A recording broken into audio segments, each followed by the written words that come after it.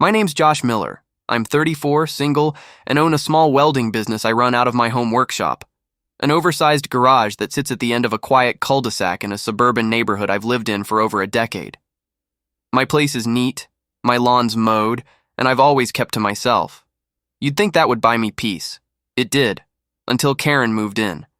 She arrived 6 months ago, and the entire neighborhood felt it. She had that certain kind of presence, the "I'm more important than you" energy you can feel before someone even opens their mouth. Tall hair, even taller attitude, and an obsession with rules she barely understood. She marched up my driveway on her second day like she already owned the street.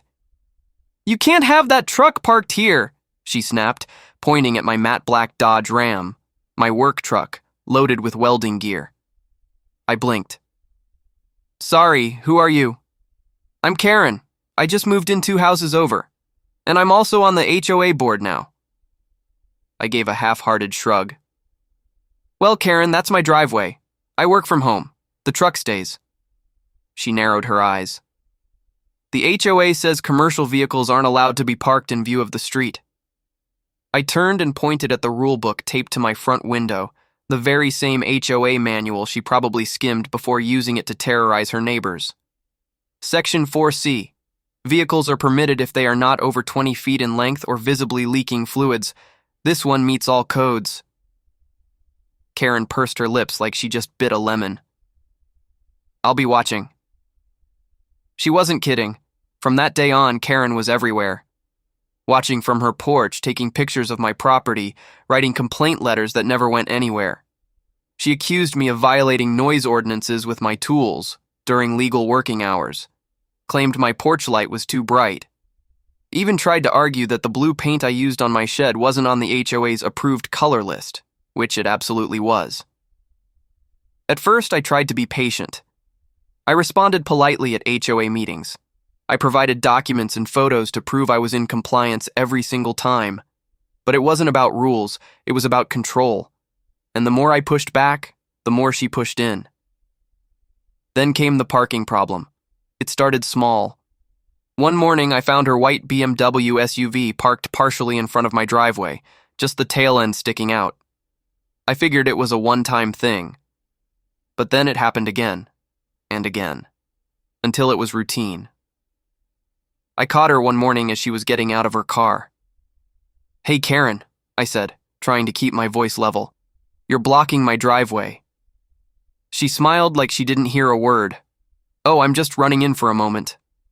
"It's been happening a lot," I said. "I've got deliveries. Sometimes I need to get my welding rig out." Karen rolled her eyes. "Well, if your truck didn't take up so much space, maybe there'd be more room on the street." It wasn't a conversation. It was a dismissal. I started leaving notes. She started crumpling them and tossing them in my yard. I called the city's parking enforcement, but unless her vehicle was completely blocking the driveway, or unless I pressed charges for trespassing, it was a gray area. So I started taking pictures. Every time she parked, I snapped a shot, complete with timestamps, angles showing how much of my driveway she blocked, and even a few bonus clips from my Ring camera. I compiled them into a folder titled Karen Crimes. It came in handy the next HOA meeting. I showed the board what I was dealing with, politely, of course. Karen threw a fit, called me a liar, and stormed out. The president of the HOA, Mark, said he'd have a word with her. But we both knew nothing would come of it. The next morning, I woke up, looked out my window, and there it was, her BMW, bold as ever, completely blocking my driveway. She wasn't even trying to hide it anymore. That's when something in me snapped, not in anger, but in clarity. I'd tried being polite. I'd tried rules. I'd tried patience. Now, it was time to get creative. That afternoon, I posted one of the photos in the neighborhood group chat with the caption, "Guess which HOA board member keeps violating her own parking rules?" The thread exploded. I didn't even comment, just watched. Neighbors chimed in with their own Karen horror stories. She'd harassed teenagers about skateboards, yelled at a man for having a flagpole, and even scolded an elderly couple for leaving their recycling bin out too long. With momentum on my side and frustration in my gut, I made a trip to the hardware store. Cement. pressure-treated wood, screws, hinges, a padlock. The next morning, I wasn't just going to take action. I was going to make sure she couldn't take her car or her ego anywhere for a very, very long time. By the time the sun rose the next morning, I had every tool I needed laid out and ready. Drill, hammer, level, post hole digger, screws, concrete mix, plus a cup of strong black coffee to keep my hands steady. I wasn't just building a fence. I was building a monument, a lesson, a shrine to patience run dry. And wouldn't you know it? There she was, Karen's pristine white BMW SUV parked exactly where I expected, right in front of my driveway, like a smug statue.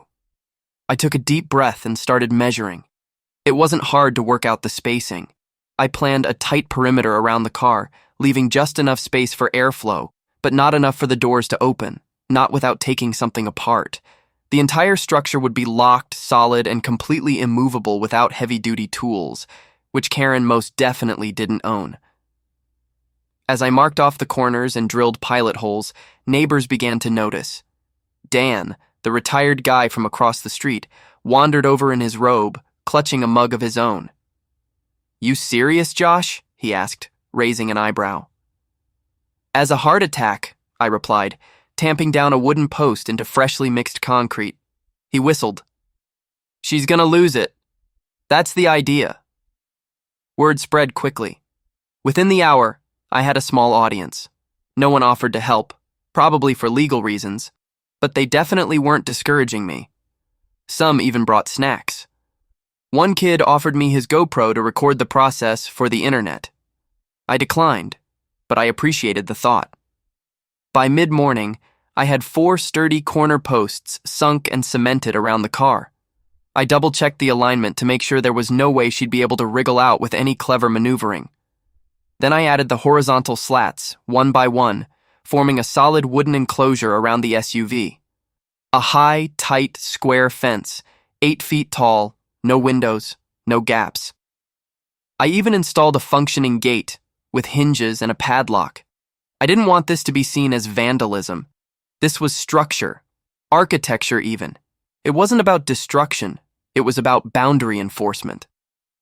Right before I hung the sign, I stood back and admired the absurd beauty of it all. Karen's prized white BMW was now encased like a boxed toy on a store shelf. I printed a sign on bright yellow paper and laminated it for good measure. Private property, do not remove. Trespassing vehicles may be impounded. For inquiries, contact the owner of the driveway. Then I packed my truck.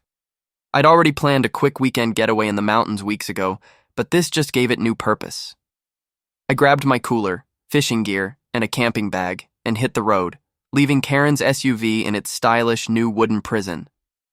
Around 2 p.m., while I was halfway to the state forest, my phone buzzed with a string of missed calls and messages. Karen had returned. The first message was a voicemail screech. "You psycho! You trapped my car! This is illegal! I'm calling the police!" The second was a text. "Move that stupid fence immediately or I'll have you arrested." The third came from Mark, the HOA president. "Hey Josh, Karen's losing it. Want to give me a call when you get a chance?" I didn't reply to any of them. Instead, I set up my tent beside a quiet lake and spent the afternoon casting a line, drinking a cold beer, and watching the water ripple in peace. Back home, however, chaos was unfolding. According to my neighbor Dan, who sent me text updates with far more enthusiasm than I expected, Karen had thrown a fit the second she saw the fence.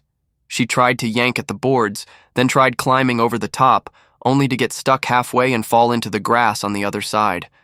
When the police arrived, she demanded they arrest me for false imprisonment. But they just laughed. The car, after all, was parked on my driveway. The fence hadn't damaged the vehicle, and the property line was clearly marked. It was a civil issue, not criminal. Dan also mentioned that Karen called a locksmith, but they refused to help when she couldn't prove ownership of the land the fence was built on. She tried hiring a handyman. He left when he realized what he was being asked to do.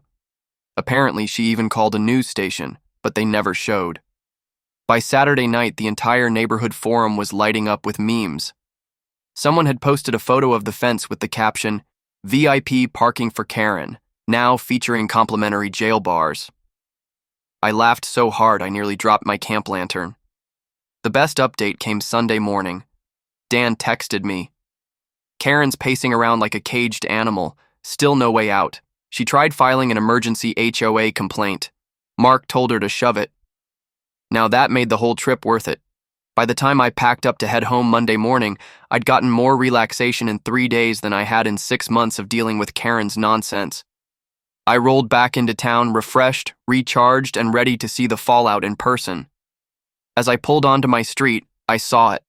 The fence still standing strong, Karen glaring at me from her front porch like she'd been waiting the entire weekend to unleash her fury.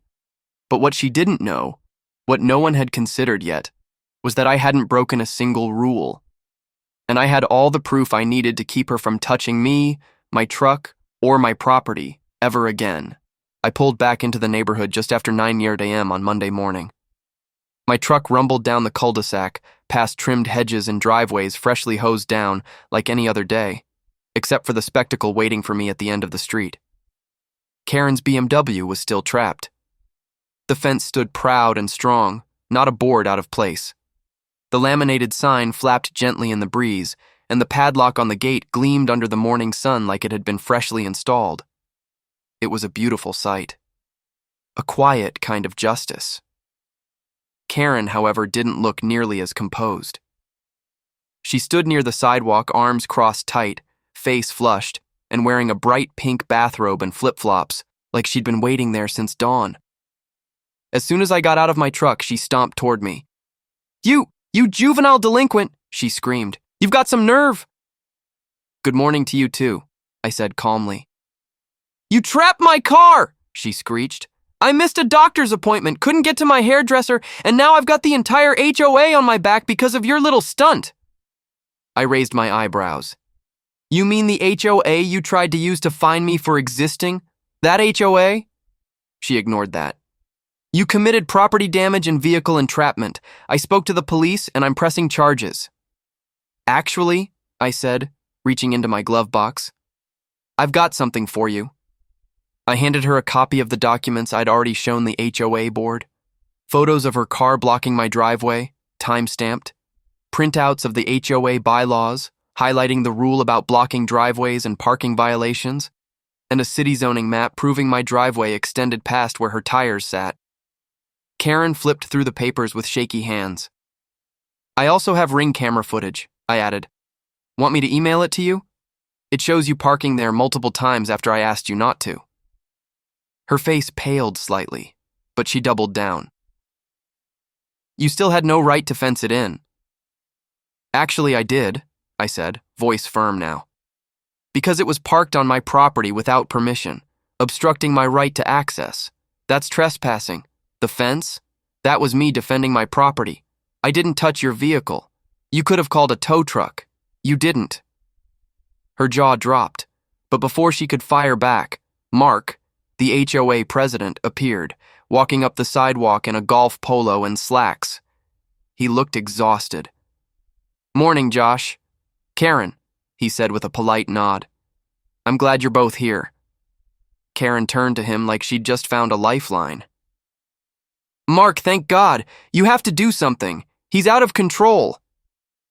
Mark held up his hand. "Karen, we've received 6 formal complaints about you in the last 72 hours. "What? About me?" "Yes," he said. "Blocking someone's driveway is a clear violation. Threatening neighbors, abusing your role in the HOA, all documented. And your behavior over the weekend, calling emergency meetings, trying to get others to help you break the fence down, screaming at people on their lawns." He took a breath, then handed her an envelope. "As of this morning, the HOA board has voted to suspend your membership indefinitely. You're no longer on the board, and if this behavior continues, we'll pursue a permanent ban." Karen stared at the envelope like it was radioactive. "This is ridiculous," she hissed. "No," I said quietly. "It's overdue." She turned and stormed back into her house, slamming the door behind her with a bang that echoed down the cul-de-sac. Mark turned to me. I'm not saying I condone building fences around cars, Josh, but I can't say it didn't work. I made sure everything was by the book. He smiled faintly. Well, if it ever happens again, maybe just call us first. Only if you promise not to wait 3 weeks to act next time. We shook hands, and he left. That afternoon, Karen finally arranged for a tow truck to come. A big flatbed with a grim-faced driver who had clearly been briefed on what he was dealing with. I stood on my lawn with my arms crossed, watching as he shook his head and laughed softly when he saw the wooden fortress. "This one's new," he muttered, as he hoisted the BMW up and over the fence with surprising ease. By the time Karen came out to pay him, she looked like she'd aged 5 years in 3 days. When the truck drove off, I started dismantling the fence, slowly, methodically. I even stacked the wood neatly along the side of my garage. Good lumber shouldn't go to waste. I left the cement posts in place, just in case history tried to repeat itself. The following days were calm. Karen didn't say a word. She no longer parked on or near my driveway. She didn't wave, didn't glare, didn't even look in my direction. The Karen that had once marched around the neighborhood issuing orders had vanished, replaced by someone much quieter. The neighbors noticed. I received a dozen thank you messages, a couple of anonymous baked goods on my porch, and one handmade card that read, "Thanks for standing up to the parking tyrant. You're our hero." I pinned that one to my workshop wall. Eventually, a new HOA rep was elected. Someone younger, friendlier, and actually interested in community, not control. And as for me, I welded a new sign onto my driveway post that reads, "Private driveway. Trespassers may be decorated." It gets a lot of laughs. Karen hasn't crossed that line again. Maybe it was the fence. Maybe it was the embarrassment. Or maybe she just learned there's only so far you can push people before they push back, with steel, wood, and a padlock.